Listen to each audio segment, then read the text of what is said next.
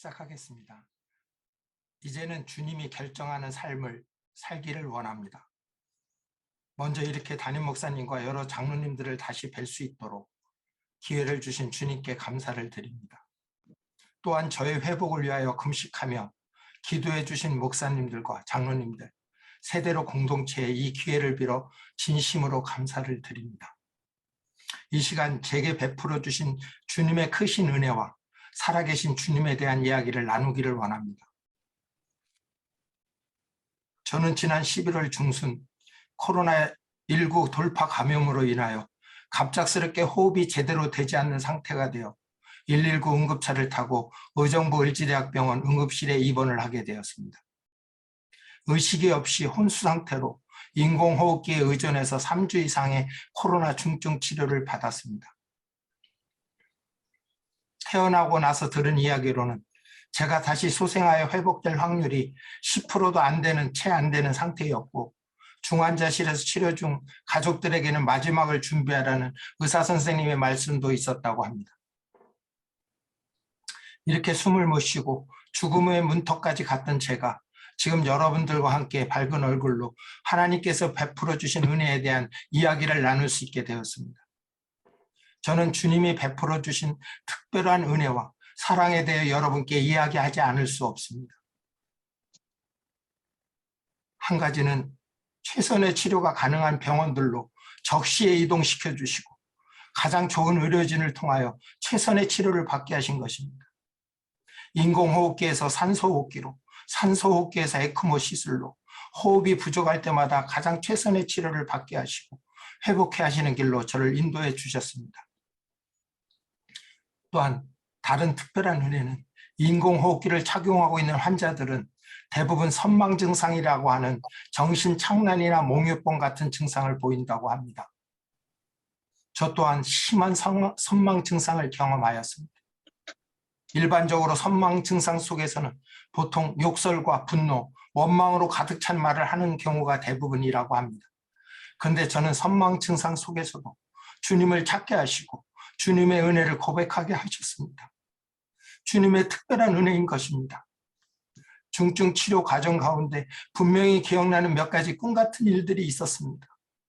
4명의 백발의 천사들이 저와 같이 누워있는 7, 8명의 사람들을 대상으로 어떤 경연에 대한 심사를 하는 상황을 경험하게 하셨습니다. 이 심사 과정에서 제가 1등이라는 심사 결과를 분명히 듣게 되었습니다. 주께서 저를 특별히 선택하시고 살려주셨다는 것을 분명하게 경험하는 순간이었다고 믿습니다. 회복하고 나와보니 더 크신 하나님의 은혜가 우리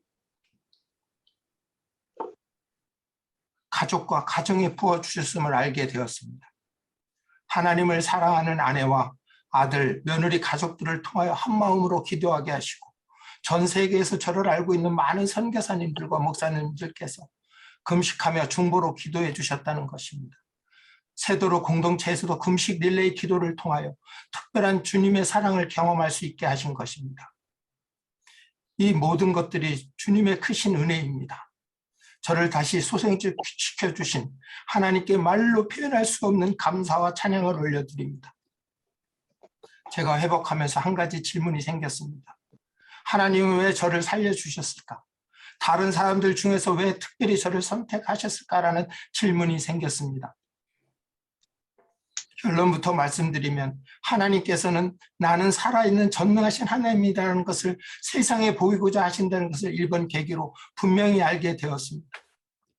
이 시간 개인적으로는 부끄러운 이야기지만 장로로서 훈련받은 선교사로서 솔직하고 고백하고 싶은 이야기가 있습니다.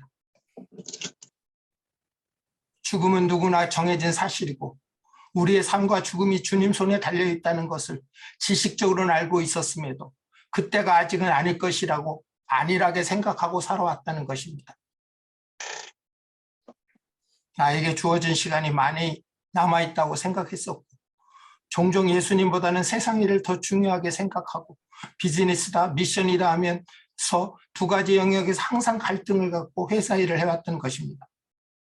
그리고 예배에 잘 출석하고 사람들에게 많이 베풀면 예수를 잘 믿는 것으로 알고 있었던 것 같습니다. 호흡이 되지 않는 생사의 기로에서 알게 된 것은 예수를 믿는다는 것은 단순한 신앙생활이 아니라는 것이었습니다. 주님을 믿는 것은 생명의 십자가를 믿는 것임을 강력하게 경험하게 하셨습니다. 저는 지나온 세월을 십자가 복음에 온전히 붙들리지 않고 전심으로 주님만을 붙들지 않고 살았던 것 같습니다. 이번 사건을 통하여 앞으로는 주님보다 더 사랑했던 것을 털어버리고 주님을 전심으로 붙들고 나는 죽고 예수님이 사는 삶을 살아가기를 소망합니다. 주변에 있는 분들에게 꼭 전하고 싶은 이야기는 하나님은 살아계셔서 역사하고 계십니다. 주님이 생명의 문을 열어야 열리는 것이고 주님이 닫으시면 그 아무도 열 수 없다는 것입니다. 아무리 최악의 상황일지라도 인간의 능력으로 도저히 안 되는 일일지라도 주님이 하시면 능치 못할 일이 없으시다는 것입니다. 주님이 저를 다시 살려주신 만큼 남은 인생은 십자가의 복음을 전하며 사는 삶을 살기를 작정합니다. 현재는 여전히 폐의 절반 정도가 제대로 작동하지 않아 호흡이 많이 부족하고 온몸의 근력, 특히 다리 근력이 회복되지 않아서 혼자서 할 수 있는 일이 그리 많지 않은 상황입니다.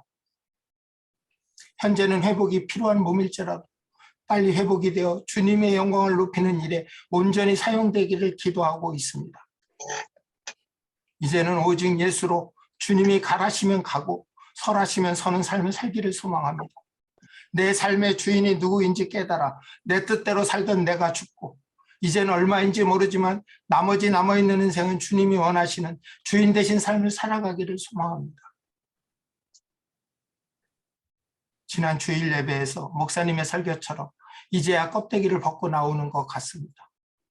주께서 주를 향한 마음을 주시고 기억나게 하신다면 저와 제 가정이 주님이 원하시는 모양대로 탈피하여 주님이 주시는 귀한 선교적 사명을 잘 감당해 나갈 수 있도록 여러분의 지속적인 기도를 부탁드립니다.